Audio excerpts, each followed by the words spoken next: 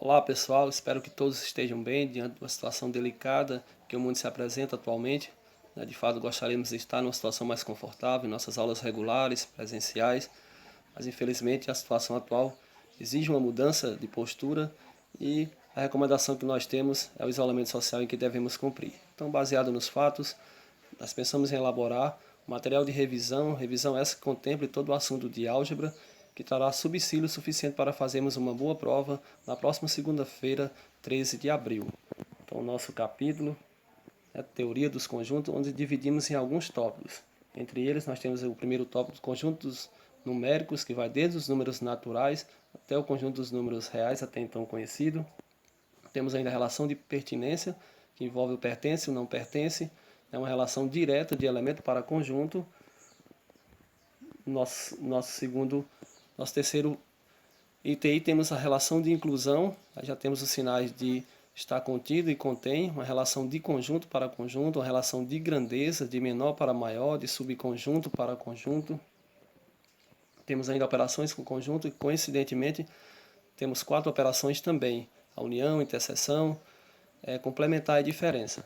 Por último, temos aí problemas com conjunto. Esses 3 tópicos aí contemplarão nossa revisão. Todo o nosso estudo será dividido em 3 videoaulas curtas, porém objetivas, diretas, onde a primeira aula trará os 3 primeiros pontos: conjuntos numéricos, relação de pertinência e relação de inclusão. Nossa segunda aula, as operações com os conjuntos, e finalizando problemas com o conjunto, com 2 e 3 conjuntos, finalizando nosso estudo de teoria dos conjuntos. Então aqui nós temos um diagrama que representa todos os nossos conjuntos numéricos, até então conhecido, e seus respectivos símbolos. Inicialmente nós temos o conjunto dos números naturais, representado pela letra N, que envolve todos os positivos, incluindo zero. Consequentemente, nós temos o segundo conjunto, que é o conjunto dos números inteiros, representado pela letra Z, que é o surgimento dos números negativos.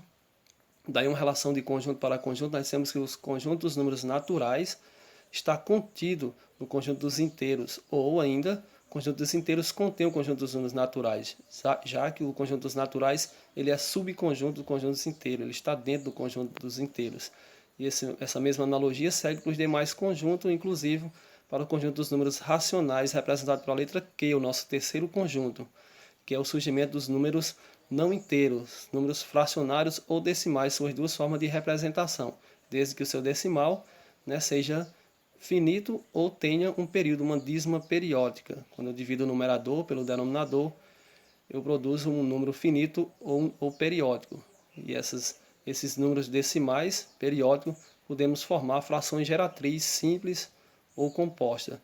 E aí, isoladamente, nós temos o conjunto dos números irracionais, que tem uma característica específica. Por último, temos o conjunto dos números reais, que envolve todos os conjuntos. Então, diante desse estudo, apresentamos uma questão para que podemos aperfeiçoar o nosso assunto. Então, leia as afirmativas a seguir. Item 1. Os números naturais são aqueles inteiros não positivos mais o zero. Seria correto afirmar isso? Item 2. Os números irracionais são aqueles que representam dízima periódica, baseado no que falamos até então. Seria correto? Item 3. Os números reais representam a soma dos números racionais com os números irracionais.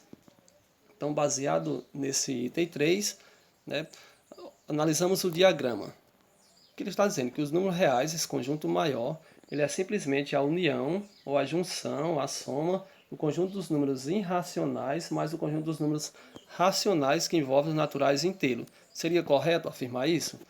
Então, seguindo o nosso estudo aqui, analisando as alternativas, assinala a alternativa correta, nós temos aqui na letra A, somente a assertiva 2 está correta.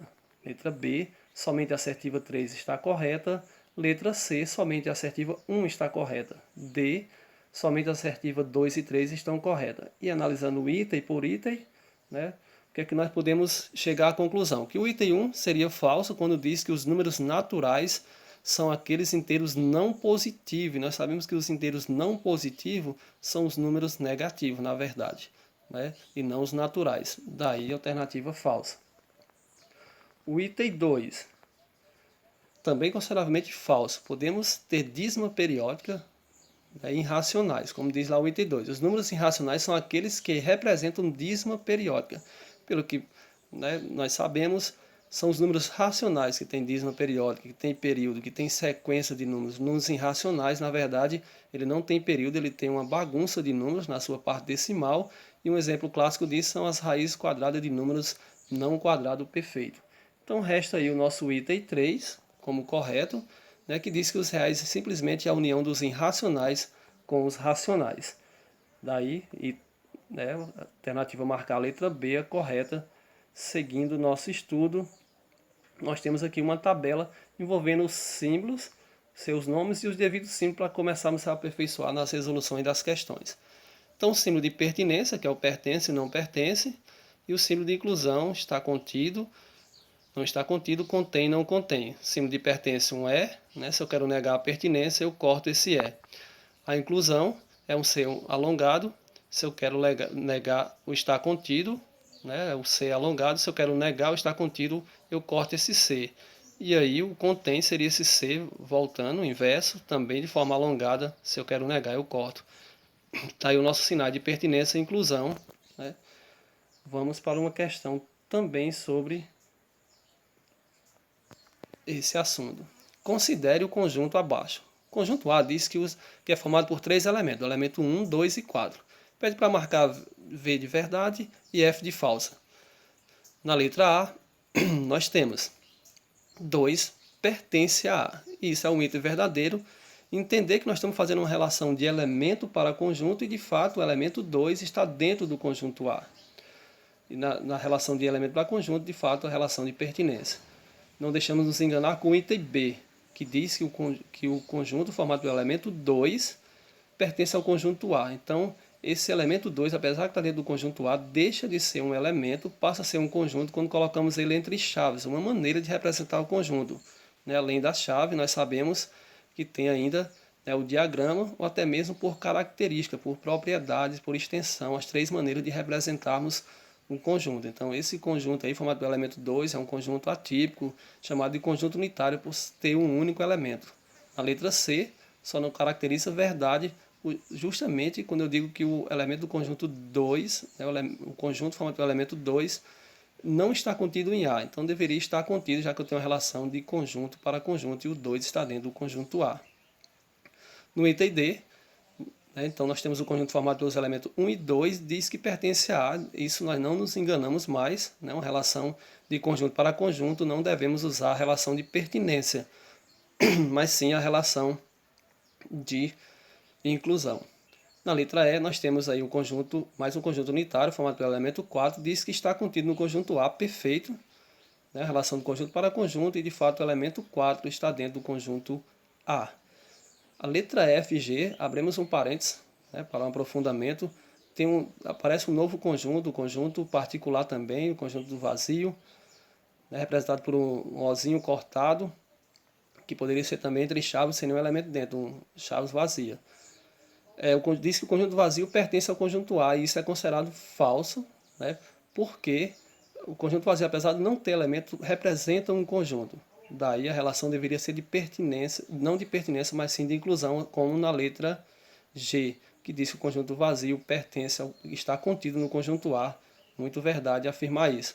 E aí a gente segue nesse raciocínio dizer que o conjunto vazio está contido no conjunto A, o A pode representar qualquer conjunto, já que o conjunto vazio está contido em qualquer que seja o conjunto.